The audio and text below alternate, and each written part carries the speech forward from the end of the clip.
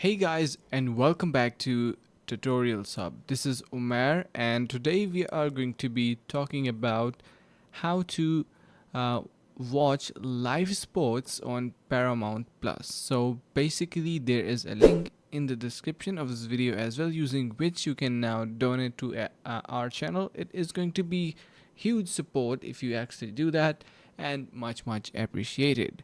Alright, so now talking about how do you actually watch live sports on Paramount Plus. Basically, Paramount Plus comes with different pricings and plans and subscriptions using which you can watch different types of sports. Could be um, football, basketball, golf, or soccer. So now let's just check out their pricings and plans. So basically, their essential plan costs up to $6 per month, but yes, you have an option to sign up for an annual subscription for $60 per year, which saves you 60% of the regular cost. The second option is Paramount Plus.